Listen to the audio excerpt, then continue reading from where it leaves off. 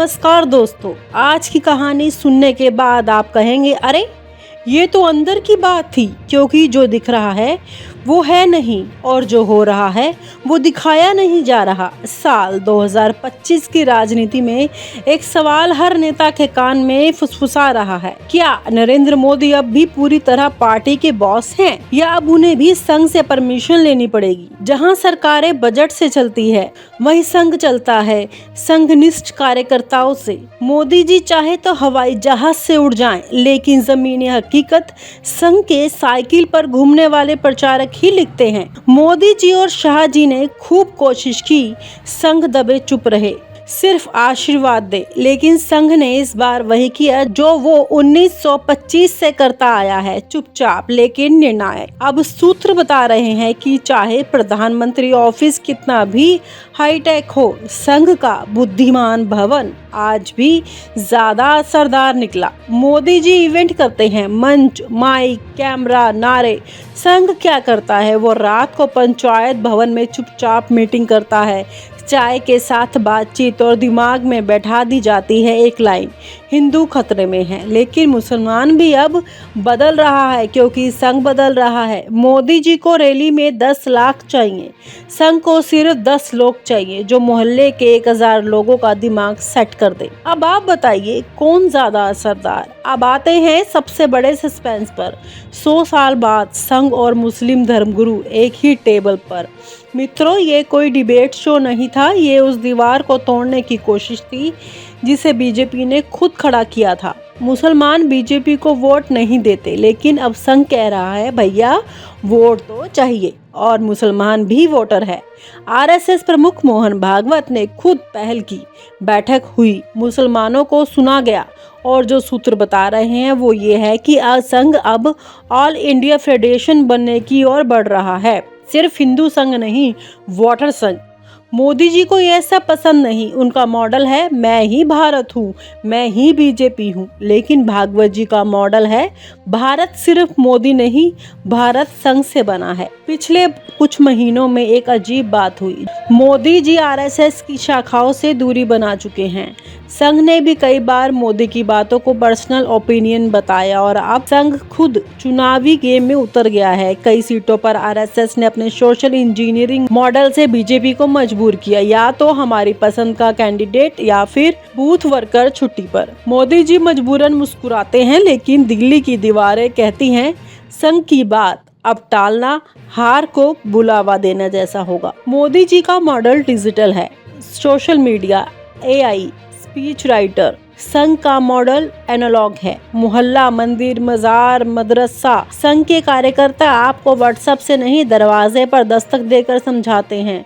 वो ये नहीं करते कि वोट दो, वो पूछते हैं भैया आपके बच्चों को स्कूल में कैसी किताबें चाहिए, आपके मोहल्ले में लाइट आती है या नहीं, और फिर उसी मुद्दे पर वोट सोचने की चिंगारी जला देते हैं। अब बताइए, ब्रेन वॉश इसी को कहते हैं। देश में अब वोटर भी बदल चुका है, उसके लिए मंदिर मस्जिद नहीं, महंगाई और नौकरी मायने रखती है। संघ ने इस बदलाव को समझा और इस पर काम करना शुरू कर दिया। उधर मोदी जी राम मंदिर लेकर घूम रहे हैं, इधर संघ मोहल्ले में जाकर पूछ रहा है बच्चों को कोचिंग मिल रही है या नहीं। और जो लोग कल तक संघ को सिर्फ हिंदुत्व संस्था मानते थे, आज वही लोग बोल रहे हैं भैया ये तो समाज सेवा करते हैं। सवाल अब यही है, क्या अब संघ को मोदी के अधीन होना पड़ेगा या फिर मोदी को संघ की लाइन पर चलना पड़ेगा। सूत्रों की माने तो संगठन में अब फैसले लेने से पहले संघ की सहमति ली जा रही है।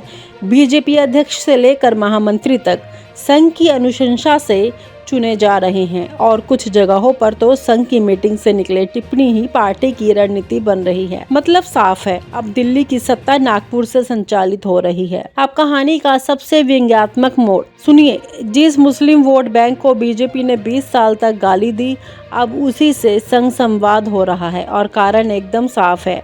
मोदी जी को वोट ना दे वो बेकार, संघ को जो वोट ना दे वो संभावना। आरएसएस जानता है कि 2029 जीतने के लिए 2025 से ही तैयारी करनी होती है। इसके लिए मुस्लिम युवाओं के एनजीओ तक पहुंच, मदरसों में शिक्षा की सुधार मीटिंग और सोशल मीडिया पर एक नया नैरेटिव। संघ सिर्फ हिंदू नहीं देशभक्त है। दोस्तों, जो लोग सोचते हैं कि मोदी जी सब कुछ कंट्रोल करते हैं, उन्हें अब समझ लेना चाहिए कि असली कंट्रोल तो आरएसएस के पास है। वो देखते नहीं लेकिन हर दरवाजे पर हैं, वो चीखते नहीं लेकिन हर दिमाग में है, वो मीडिया में नहीं लेकिन मन में है। और यही है संघ का असली खेल। अगर वोटर हमारा है तो नेता हमारा ही होना चाहिए। मोदी जी अब भी कैमरा देखकर कहते हैं, मित्रों हमें सब कुछ बदल दिया। लेकिन कैमरे के पीछे जो संघ का कार्यकर्ता खड़ा है वो मुस्कुराकर कहता है, हाँ जी सब कुछ हमारे हिसाब से। अब आते हैं सबसे बड़े सस्पेंस पर। 100 साल बाद संघ और मुस्लिम धर्मगुरु एक ही टेबल पर। मित्रों ये कोई डिबेट शो नहीं था, ये उस दीवार को तोड़ने की कोशिश थी जिसे बीजेपी ने खुद खड़ा किया था। मुसलमान बीजेपी को वोट नहीं देते, लेकिन अब संघ कह रहा है भैया वोट तो चाहिए, और मुसलमान भी वोटर है।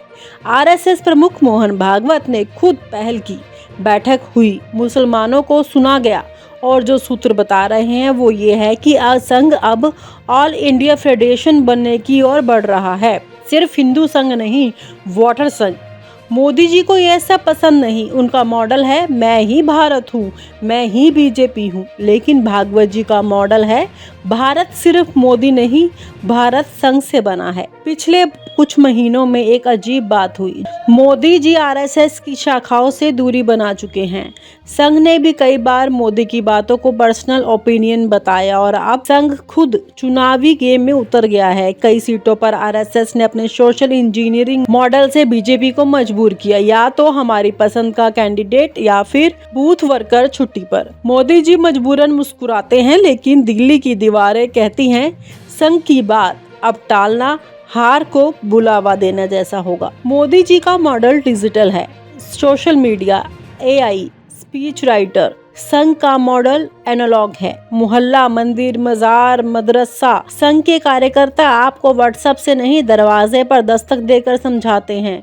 वो ये नहीं करते कि वोट दो, वो पूछते हैं भैया आपके बच्चों को स्कूल में कैसी किताबें चाहिए, आपके मोहल्ले में लाइट आती है या नहीं, और फिर उसी मुद्दे पर वोट सोचने की चिंगारी जला देते हैं। अब बताइए ब्रेन वॉश इसी को कहते हैं। देश में अब वोटर भी बदल चुका है, उसके लिए मंदिर मस्जिद नहीं महंगाई और नौकरी मायने रखती है। संघ ने इस बदलाव को समझा और इस पर काम करना शुरू कर दिया। उधर मोदी जी राम मंदिर लेकर घूम रहे हैं, इधर संघ मोहल्ले में जाकर पूछ रहा है बच्चों को कोचिंग मिल रही है या नहीं। और जो लोग कल तक संघ को सिर्फ हिंदुत्व संस्था मानते थे, आज वही लोग बोल रहे हैं भैया ये तो समाज सेवा करते हैं। सवाल अब यही है, क्या अब संघ को मोदी के अधीन होना पड़ेगा या फिर मोदी को संघ की लाइन पर चलना पड़ेगा। और आप हमसे जुड़े रहने के लिए सब्सक्राइब करें YouTube पर, फॉलो करें Twitter पर और लाइक करें Facebook पर। और ज्यादा जानकारी के लिए आपको टाइप करना होगा सिर्फ न्यूज़ नशा।